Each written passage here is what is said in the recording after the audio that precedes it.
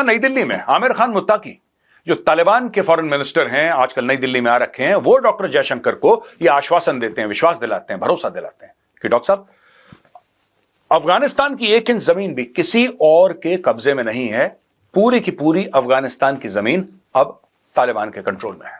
दोस्तों, यानी कि अफगानिस्तान के foreign minister Aamir Khan मुत्ताकी doctor S Jaishankar को यह आश्वासन दे रहे हैं, विश्वास दिला रहे हैं कि अफगानिस्तान की 1 इंच जमीन भी किसी और के पास नहीं है और भारत के ऊपर हमला, उसके ओरिजिन्स कभी भी अफगानिस्तान से नहीं होंगे।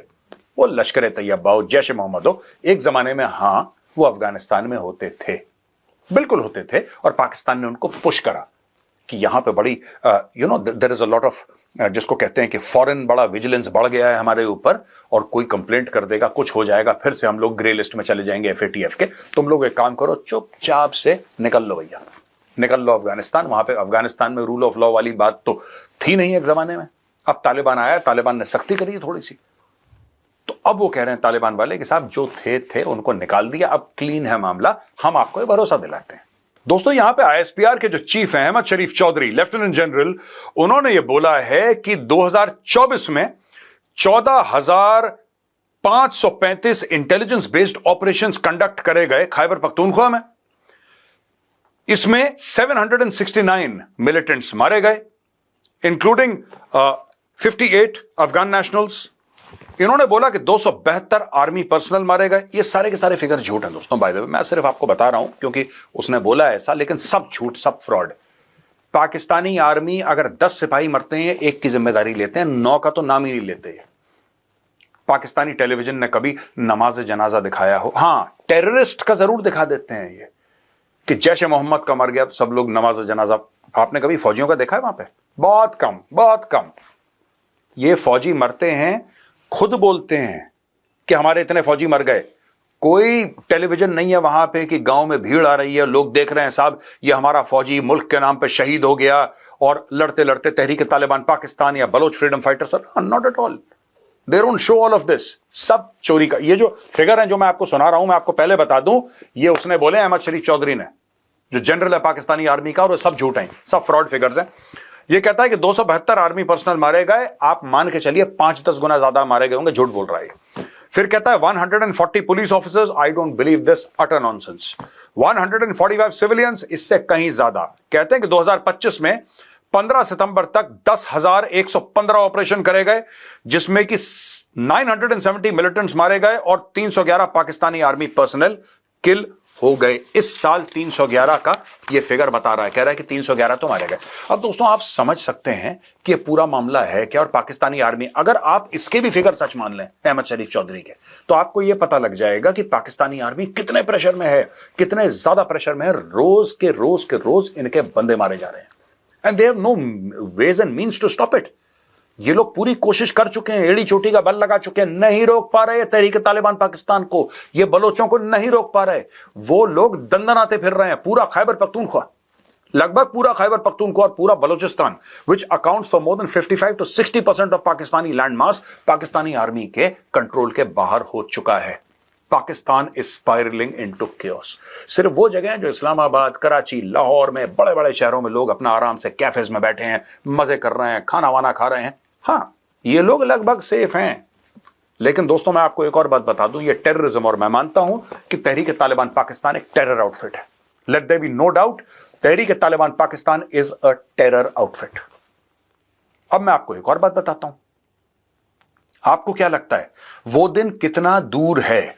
कितना दूर है वो दिन जब वो खैबर पख्तूनख्वा से नीचे उतरेंगे, जब वो मरगला हिल से नीचे उतरेंगे और इस्लामाबाद पहुंचेंगे, या फिर वो कराची पहुंचेंगे? पहली बार नहीं होगा जब बलोचों ने या तहरीक तालिबान पाकिस्तान ने कराची के अंदर ऑपरेशन करा। It will not be for the first time. और कभी यह मत सोचिएगा कि लाहौर नहीं पहुंचेंगे। That is natural progression.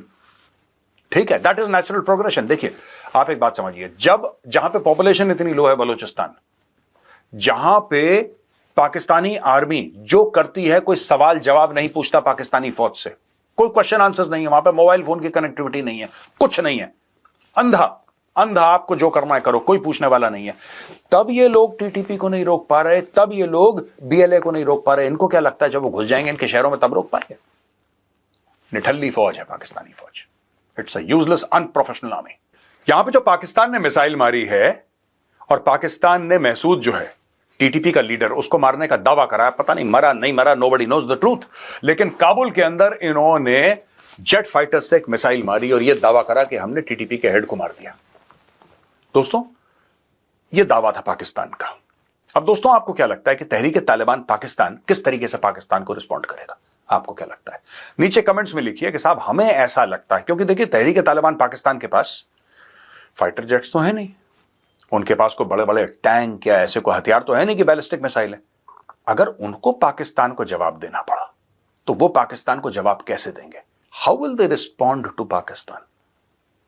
जरा सोचिएगा इसके बारे में, think about it, how will they respond?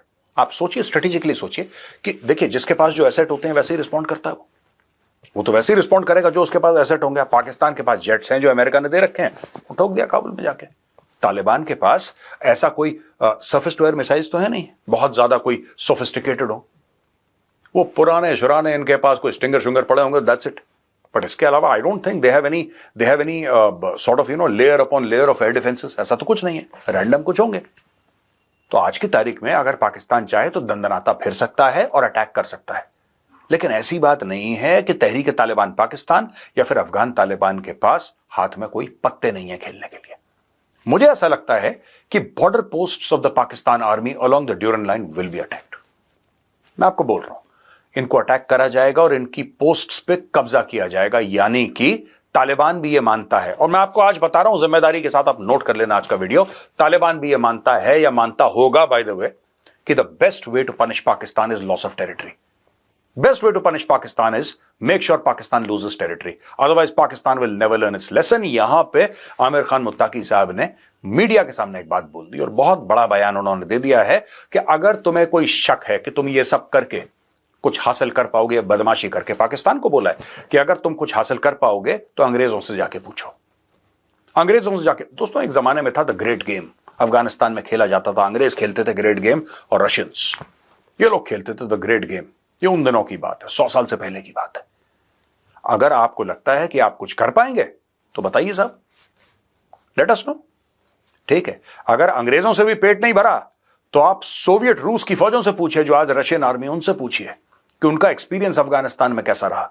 और किसी की भी बात समझ में ना आए तो कम से कम अपने मालिक अमेरिकनों से ही पूछ लो, 20 साल अफगानिस्तान में रहे, एंड में क्या हुआ? तालिबान को अफगानिस्तान की चाबी पकड़ा के भाग गए।